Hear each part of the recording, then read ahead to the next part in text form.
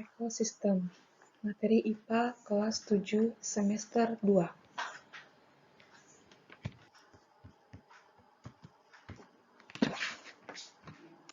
Ekosistem.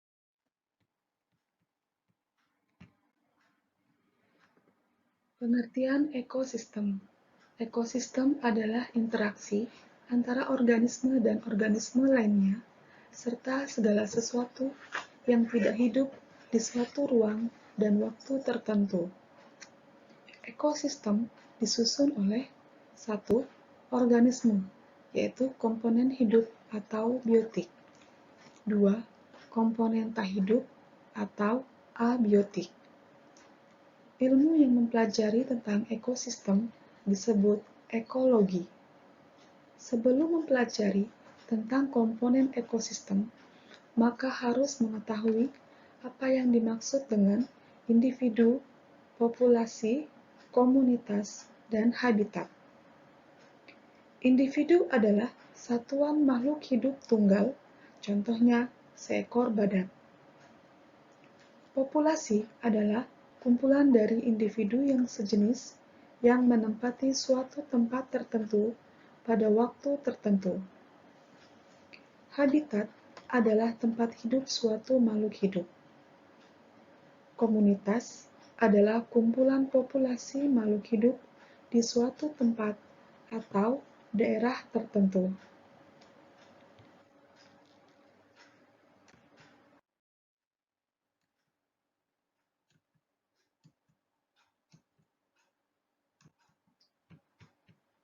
Prinsip ekosistem.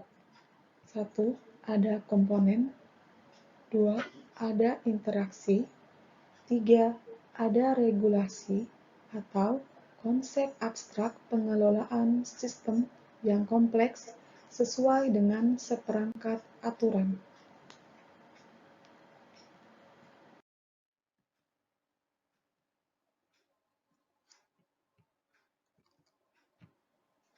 Untuk komponen ekosistem. 1. Biotik, contohnya antara lain hewan, tumbuhan, manusia, jamur, dan mikroba. 2. Abiotik, contohnya air, udara, tanah, dan cahaya.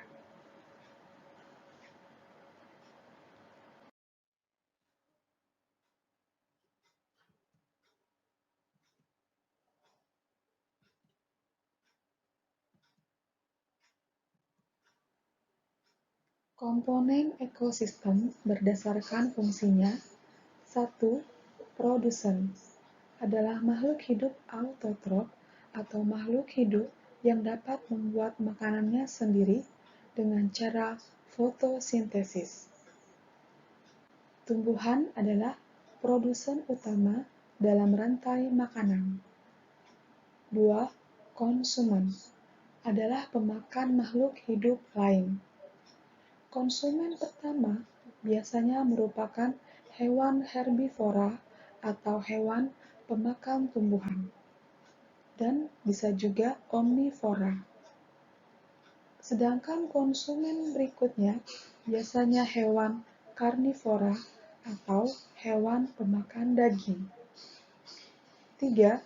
Dekomposer atau pengurai adalah makhluk hidup yang menguraikan makhluk hidup lain yang telah mati. Contohnya adalah jamur dan bakteri. 4. Sumber energi. Kesemuanya itu disebut dengan rantai makanan adalah peristiwa makan dan dimakan antara makhluk hidup dengan urutan tertentu.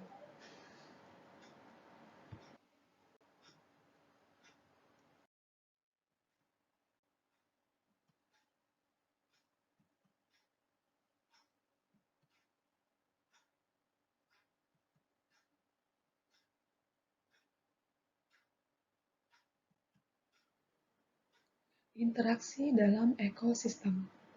Apa yang sedang dilakukan katak pada gambar? Ini yang kita sebut dengan predaksi. Adalah interaksi antara pemangsa dan mangsanya. Selain contoh tersebut, ada fenomena lain yang di lingkungan kita, contohnya cita yang mengejar rusa, harimau memakan kancil.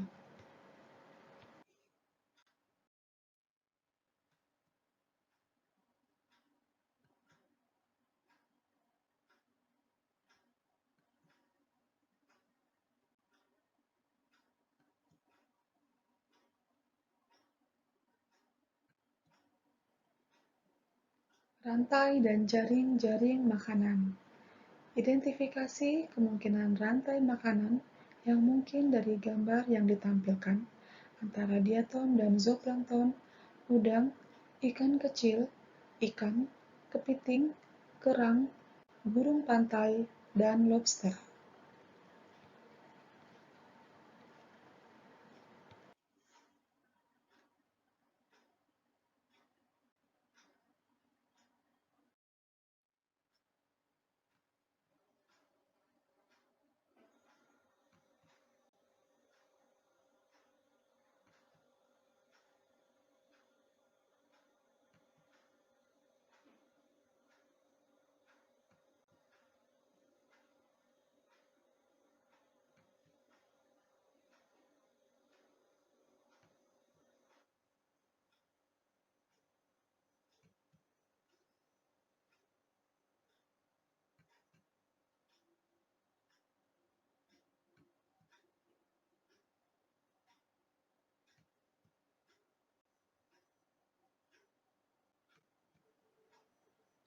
Rantai makanan adalah proses perpindahan energi makanan melalui seri organisme.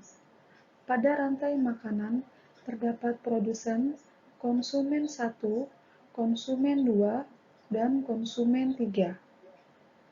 Alur pada rantai makanan bergerak secara linear dari produsen ke konsumen teratas.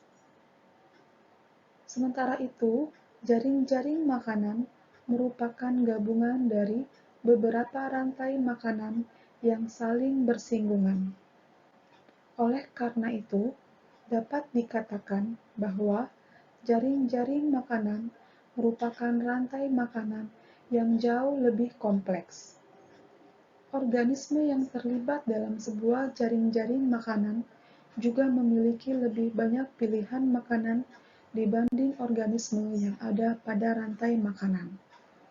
Rantai makanan contohnya, padi sebagai produsen dimakan tikus sawah yang sebagai konsumen satu atau herbivora. Tikus sawah dimakan ular sebagai konsumen kedua atau karnivora.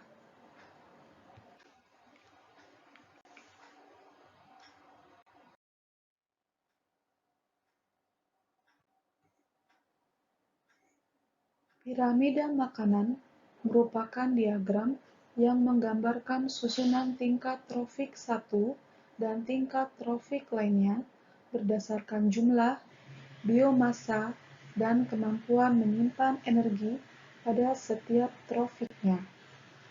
Sesuai dengan namanya, susunannya berbentuk piramida dan komposisinya semakin ke atas, semakin mengecil.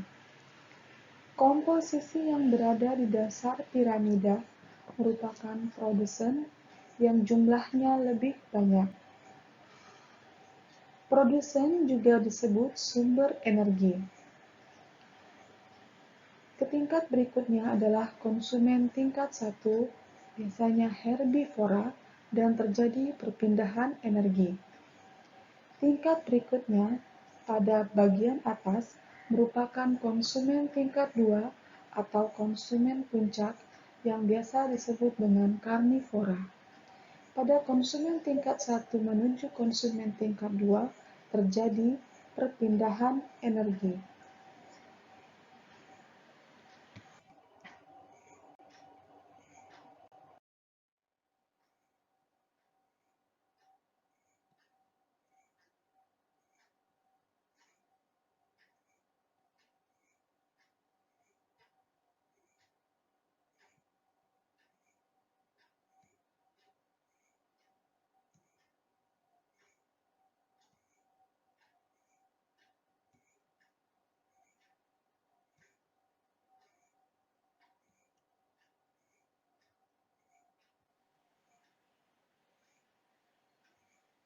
Aliran energi atau arus energi merupakan rangkaian urutan pemindahan bentuk energi satu ke bentuk energi yang lain dimulai dari sinar matahari lalu ke produsen, ke konsumen primer, ke konsumen tingkat tinggi, sampai ke saproba.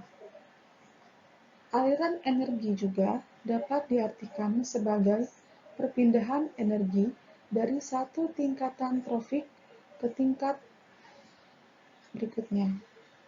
Prinsipnya, sumber energi dipakai oleh produsen dan produsen mengalirkan energinya ke konsumen dan dekomposer.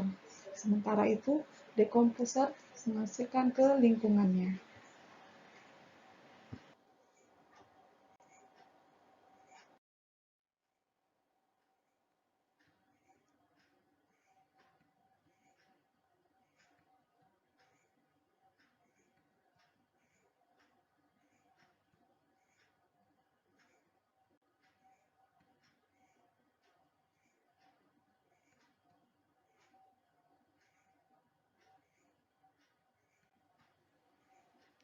Interaksi dalam ekosistem.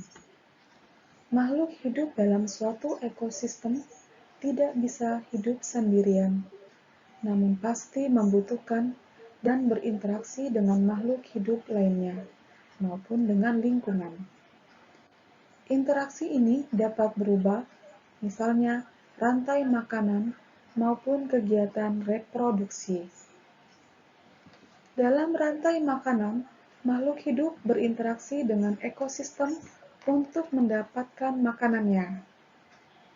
Beberapa makhluk hidup bersifat autotrof, artinya bisa menghasilkan makanan sendiri, seperti tanaman dan alga. Namun demikian, sebenarnya makhluk hidup ini tetap berinteraksi dengan ekosistem, dalam hal ini mengambil unsur hara, air, dan karbon dioksida untuk diubah menjadi karbohidrat dan oksigen dalam fotosintesis. Makhluk hidup yang lain, seperti hewan, bersifat heterotrof, artinya harus mengambil makanan dari makhluk hidup lain. Hewan herbivora akan langsung memakan tumbuhan untuk mendapatkan sumber energi, sementara hewan karnivora akan mendapatkan makanannya dari hewan herbivora. Interaksi ini membentuk rantai makanan. Contoh interaksi lain antara makhluk hidup dengan ekosistemnya adalah reproduksi. Ini adalah salah satu bentuk dari interaksi dengan ekosistem. Tumbuhan ini tetap memerlukan faktor alam seperti angin dan air atau hewan pembantu penyerbukan seperti lebah untuk membawa serbuk sari ke dasar bunga. Pada prinsipnya, interaksi dalam ekosistem adalah 1. Rantai makanan, 2. Jaring-jaring makanan, 3. Siklus materi, yaitu daur air, daur karbon, daur oksigen, dan daur nitrogen. 4. Arus energi. 5. Simbiosis, antara lain mutualisme, komensalisme, parasitisme.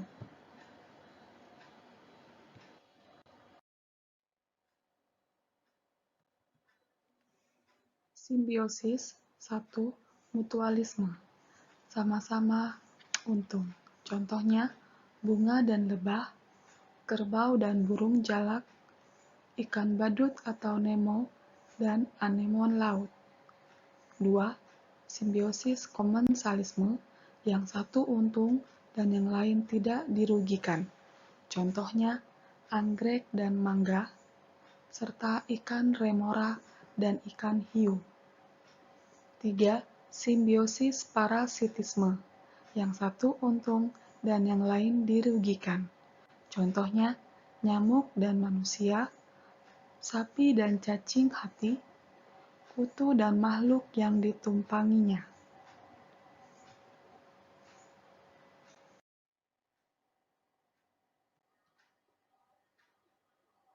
Habitat dan relung. Habitat adalah tempat khusus organisme hidup, contohnya ikan di air, elang di darat atau di udara, angsa di kolam atau tempat berumput. Relung atau nisya adalah peran suatu organisme dalam suatu ekosistem. Relung merupakan kedudukan dan peran suatu organisme dari beragam makhluk hidup dalam suatu ekologi atau lingkungan.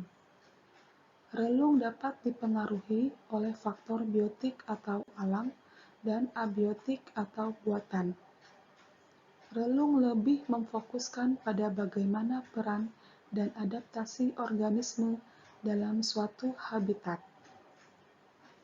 Contoh relung: tanaman hidrofit yang hidup di lingkungan perairan seperti teratai dan eceng gondok memiliki adaptasi khusus dengan ekologi basah.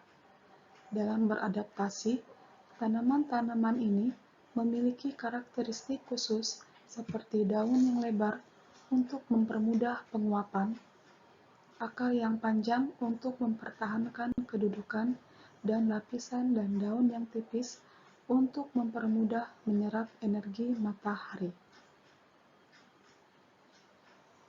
Nisya, yaitu produsen, konsumen, decomposer atau pengurai, dan detritivore.